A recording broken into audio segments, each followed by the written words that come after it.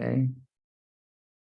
Okay. So we are up to laws of she'ela, borrowing, and pikadon, the entrusted item.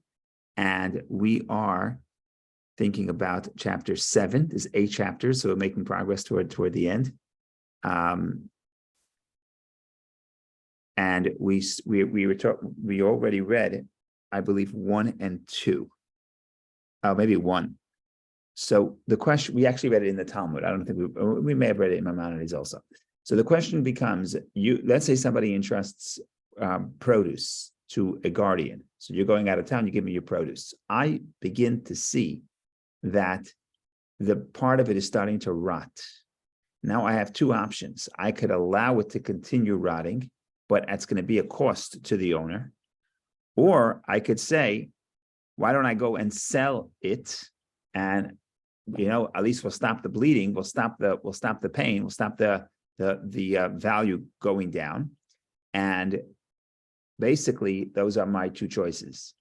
And the Talmud has a whole discussion back and forth what exactly is the case. And it seems like a no-brainer. Just sell the thing and stop the loss. You want produce, you go buy the produce tomorrow. Like, what's the point? So the Talmud says, well, person would rather have, and this is a very famous Talmudic statement, Adam writes of a kav shaloy. A person would rather have 1 kav, which is a measurement of his own that he himself worked on, rather than 9 kav of grain that somebody else gives him as a gift. In other words, if you invested and you raised this crop and you waited all winter and now it grew, you'd rather have yours. If you're going to come back, I don't want you to sell my produce and buy me other produce. I want my produce, right? You plant vegetables, you plant tomatoes. I don't want tomatoes. I want my tomatoes, right? So that's the idea. Then the Talmud says and narrows it and says, well, what is the discussion? The bottom line is this. The bottom line is that is the case. So don't sell. It's the law. Don't sell, as long as it's deteriorating in the normal rate. If the deterioration accelerates beyond what is normal, then you do sell. And the Talmud says, 1 second, you told me you'd rather have 1 of your own than 9 of somebody else's. So in other words, in our case, right, you would take a much bigger loss. Talmud says, no, that's just an exaggeration. The ratio of 1 to 9 is an exaggeration. But yes, you'd rather have your own. But if there's going to be a big loss, then you'd rather sell and get the other person and get the money and buy different produce. So that's what we said till now. And we looked at the Talmud, and the Talmud, it's not, there's 3 debates of what the Talmud is talking about, but I gave you as the conclusion, as mentioned in Maimonides. So I'm going to read Maimonides. We may have read it last time. Let's see what happens.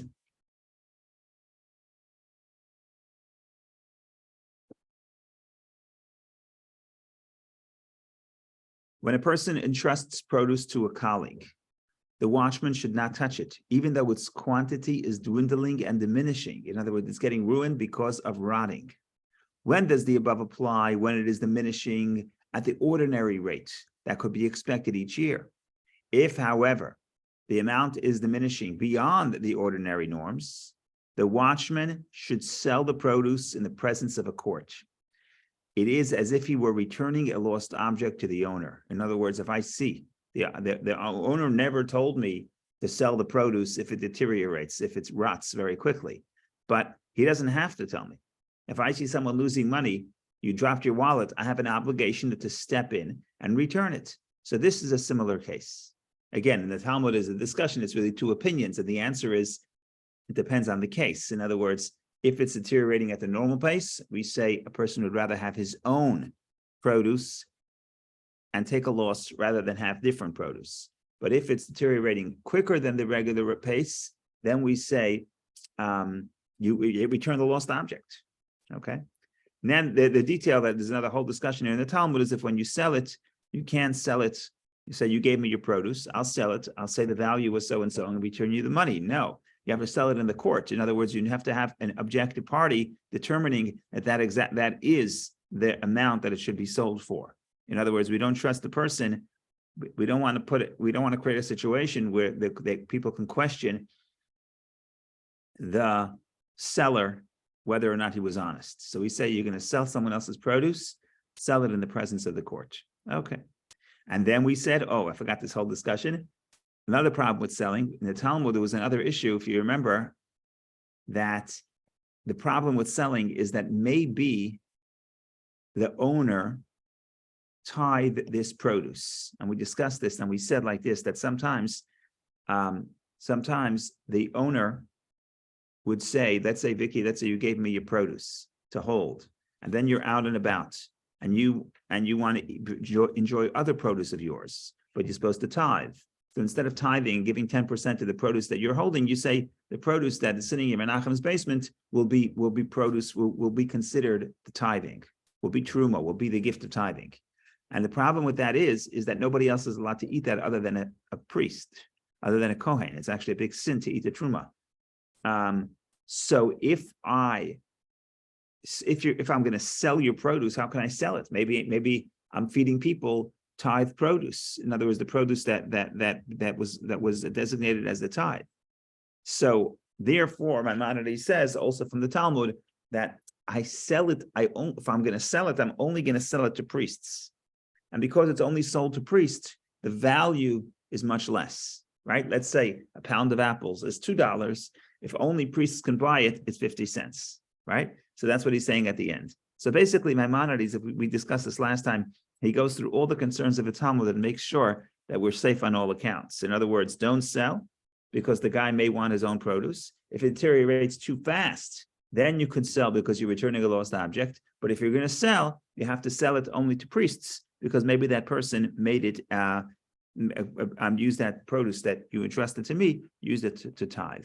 So that's the third paragraph of 1. When he sells the produce, he should sell it to priests at the price at which teruma is sold. Teruma is the gift to the priest, to the priest. For perhaps the owner designated as truma or trumat maaser, 2 forms of truma, for other produce, and that would be a big sin to eat it. So that is the conclusion of 1. And now we're going to say the same thing happens. What happens if you entrust and you give me either honey or wine, and the thing rots? It becomes either vinegar or the spoiled honey, which can't be used. Nevertheless, I should sell it to stop further loss. So the Talmud says, what further loss? Once the wine becomes vinegar, there's no further loss. So he says, well, you can ruin the wood, the barrels, right? I'm not sure if it's wood or earthenware, but in any case, you still have to protect the barrels, and it could deteriorate further the barrels, and therefore you should sell it. That is what that's the next halacha, the next section. Number 2, when a person entrusts produce to a colleague and it spoils, honey and it becomes ruined, or wine that sours, the watchman should perform a service to the owner and sell the entrusted object in the presence of a court. But again, this is not deteriorating. It's all gone, right? The wine has become sour, become vinegar. So it's gone. The wine cannot become any worse. So that's what he explains. The law applies even though the loss reached its limits and the produce would not spoil further, but the containers and the baskets would continue to spoil. So again, this situation is the same situation. The situation is that on one hand, I say, I'm just a guardian. You asked me to guard your thing. I'm just a guardian. But the question is, at what point do I step in to sell, to protect what you entrusted to me without you giving me explicit instructions? That's the question. And that's what we addressed in 1 and 2. Now we have a similar case in 3. And in 3, it's not about that the produce is going bad. It's about that at a certain time, there's a deadline before the produce becomes worthless. And the example is Passover. Let's say you give me chametz, and the law is that once this 6th hour comes, the day before Erev Pesach, Passover Eve, the day before Passover, you're not allowed to eat it anymore, and you're not allowed to benefit. And not only you're not allowed to eat and benefit, but even after Passover passes, rabbinically, you're not allowed to have any benefit from chametz that was not destroyed over Passover. So the produce may be in perfect condition. You say, Menachem, could you guard my produce? I say, sure. I look at my calendar and I see that it's the day before Passover. In a few hours, this thing is going to become penniless, worthless. So should I sell it? You never told me to. Maybe you're going to come back. It's the night before Passover. Maybe you'll come back in the morning and you're planning a big party for all your friends. I don't know. So that's the question. When do I step in as the guardian and do what we say, what we call Meshiv Aveda, returning a lost object? In other words, stepping in, taking action to prevent loss from you. Or when do we say, just wait, maybe the owner's going to come back. Maybe the owner would enjoy their own produce. So it's the same principle at play, the same principles at play as in section 1 and 2. The scenario is different because it's not that the produce is rotting, it's that there is a religious, so to speak, problem. And right now the produce is perfect. It's actually a more interesting question. Right now, the produce is 100% perfect. But in a few hours from now, it's going to be penniless. It's going to be worthless, not penniless, worthless. So when do I sell? If I wait till the last minute, if I wait till the last minute, nobody's going to buy it. But an hour before, people are still want to eat chametz. So that's the question. Right now, it's in perfect condition, but we're rushing toward a deadline. And once that deadline comes, boom, the thing is worthless. So what do I do? Do I step in? Do I wait? Do I wait for the owner to return it? What do I do? So that's what we're going to read in number 3.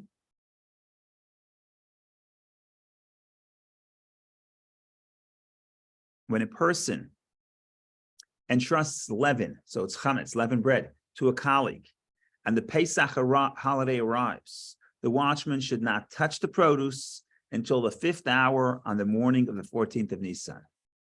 After that, he shall sell it in the marketplace at that hour, for it is like he is returning a lost object to the owner. In other words, you wait for the last moment. And an hour before the last moment, there's still some value. You sell the produce, whoever wants their last bagel before the holiday can eat it. But basically, don't wait earlier. Delay to the last possible moment and then sell it only at the last minute. Because again, we're balancing it. I'm just entrusting for the owner. The owner may come back that morning and may want his produce back. I have no right to sell his produce too early. On the other hand, the idea is if I see a loss the owner is going to experience a loss, I should go out of my way, quote unquote, return a lost object and prevent the loss from him. So that's the balance here. Go ahead, Vicky, please. Well, I have a question. The person selling, is he acting as an agent of the person of the owner, or is he actually a non-Jewish? So the person selling is the guardian. So he is a Jew. The thing is, you ask, am I considered an agent? And I don't think I am, because an agent has to be appointed. Here, I was not appointed to sell. I was just appointed to just be the person who is going to guard it and do nothing, basically just protect it.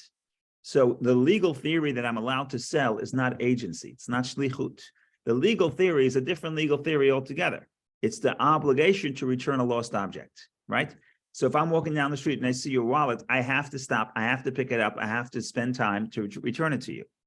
And the Talmud in Baba Metzia, and the Talmud tractate Baba Metzia says that the obligation to return a lost object is not just to return your wallet, but also if damage is approaching your house, I have to step in and close your front door, right? Let's say there's I see you left your front door open and water is coming. I have to close it. In other words, returning a lost object is not just returning a lost object, but it's also broader, preventing you from loss. So now I have an obligation to step in and prevent loss that's coming to your direction.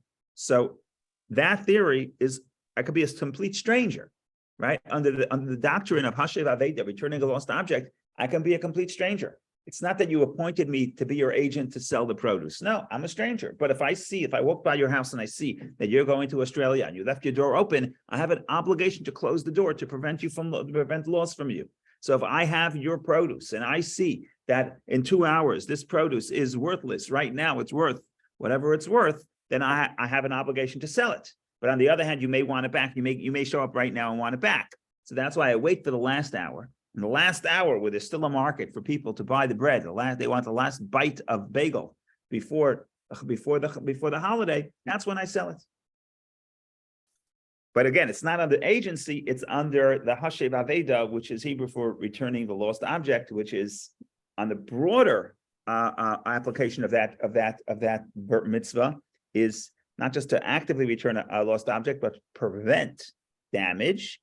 And for that, I don't need agency. I don't need to be appointed.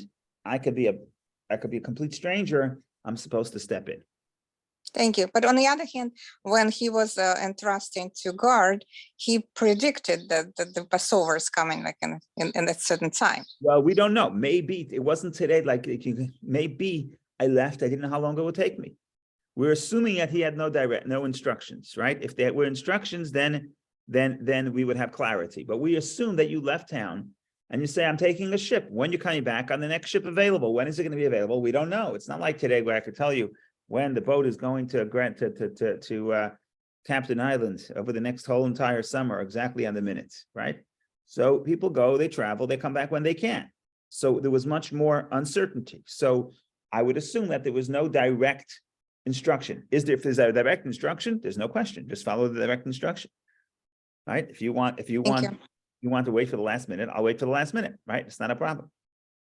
But yeah, so that's the challenge. I mean, it's very easy to say just return the lost object, but last time I think Zach was advocating for the position of no one asked you to sell, don't sell my stuff, right? So we have that's the other balance. So we have to wait for the last minute to justify it. Or in the previous case, you have to wait till the pace of deterioration is beyond the norm, right? Okay, so that's the balance. Okay, now we're moving into a new subject, and it's similar in some ways. What is the subject? You ask me to guard your object, to take care of your object. You didn't tell me to do anything to it. Now, just like we say produce deteriorates, other things deteriorate too. So apparently, if I let something sit in the closet in those conditions, it could deteriorate. So you have to open it up. You have to ear it out. Even a Torah scroll, they would say you have to open it for its own benefit to preserve it. And same thing with garments. So the Talmud gets into the exactly what's the requirement for every type of object. But the point here is you never asked me to do it. But if I have your Torah scroll or your book that's again in the form of a scroll sitting in my closet, and I'm just going to let it sit there for 3 years, by the time you come back, it's going to be ruined. So I have an obligation to open it up every now and then. Now the problem is, I opened it up. Now can I use it? Oh, that's a little bit of a problem. So here we're going to get, this is really the second half of the chapter. If I use something, let's say I'm an unpaid guardian. Let's say I'm an unpaid guardian. Let's say I'm an unpaid guardian, and an unpaid guardian is not responsible. But if I use the object for my own need without your permission, then I'm responsible for any damage, no matter what happens down the line. To what extent, that's the end of the chapter. But here's so that's the point. The point is I'm allowed to open the Torah scroll for the benefit of the scroll, but I can't do it for my benefit. If I'm doing it for my benefit, then I'm going to be liable if something happens. Now the question is, what happens if I'm opening it for the benefit of the scroll? While I'm opening it, okay, can I read it while I'm opening it? Why not? It's already open. I may as well read it. Well, that's okay. Okay, so that's what we're going to. That's the halacha we'll read now. That will be the number 4, and I think that will be it for today when we finish 4. Okay, so let's do that.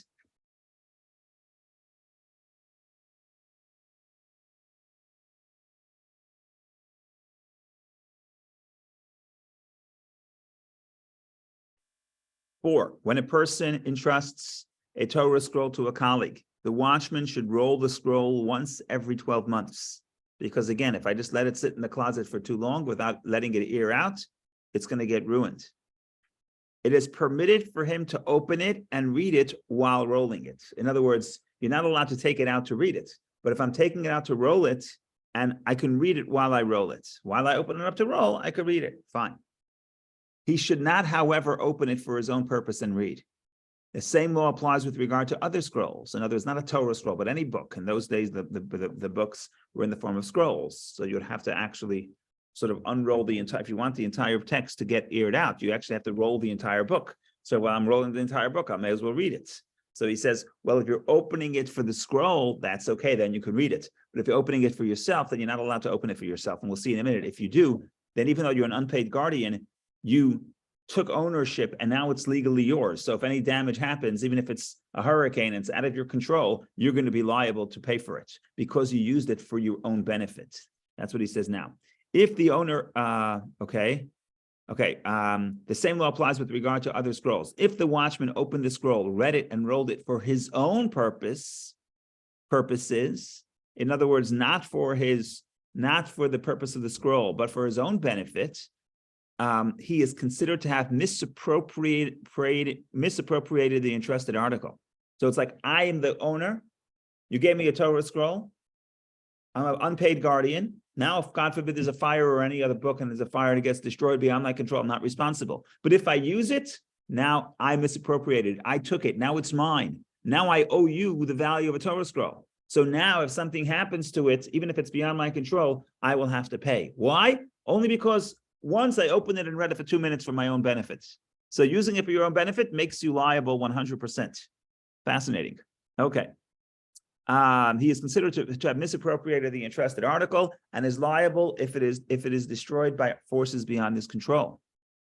If the owner entrusted a woolen garment to a colleague, he should shake it out once every 30 days. The same principles that apply with regard to a lost object apply to the entrusted objects. He should care for other entrusted objects in a similar way. This is an obligation incumbent upon him, like the return of a lost article to its owner. You see, again, the doctrine of Hashev Aveda, returning a lost object. You asked me to hold your Torah scroll or your woolen tablecloth. You never told me to spread it out every 30 days with the wool garment. Why I don't have to do it? Yeah, you don't have to do it as a guardian, but you have to do it as a Jew has an obligation to prevent loss from his fellow.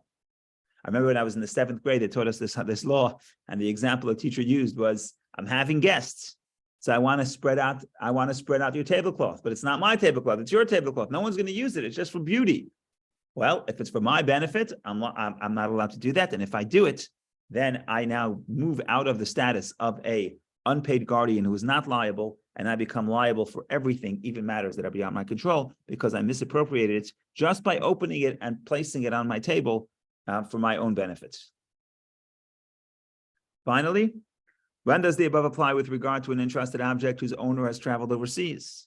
If, however, the owner was together with the watchman in that same land, the watchman should not touch the entrusted object, even though it is being ruined. That's very interesting. So if you live a few blocks away, and you could come and open your Torah scroll, and you could come and spread out your wool garments, and you don't, then I shouldn't, because obviously you don't care for the loss, and you don't want me touching your things. Again, we're dealing here with the balance between just keeping what I was supposed to do. You asked me to guard your object, so I'm going to guard your object. So minimizing overstepping my responsibility as my mandate as a guardian, versus protecting my friend from loss. So using his property without permission versus preventing him for loss. So we have that balance. So that's what Maimonides just dropped. That all the above applies only if the friend is overseas. He can't step in to prevent his own loss. But if the friend is down the block or whatever, around the corner, he's able to show up and air out his own garments, and he doesn't, then obviously he doesn't mind, he doesn't care for the loss, and I don't have to do it. And in fact, if I don't have to do it, then I shouldn't do it, right? Because that's what it is. If I don't have to do it, I'm not allowed to do it, because ultimately I shouldn't be using your object without your permission.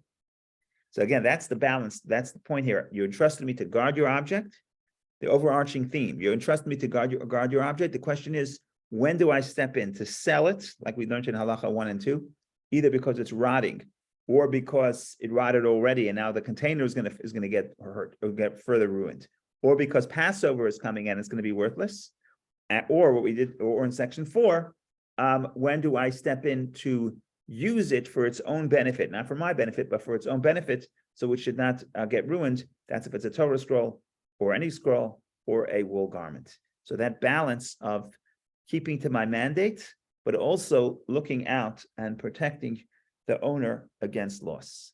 So that's the subject of the first half of chapter 7, and we're going to pick up, God willing, next week with the second half, and that's things start getting a little complicated.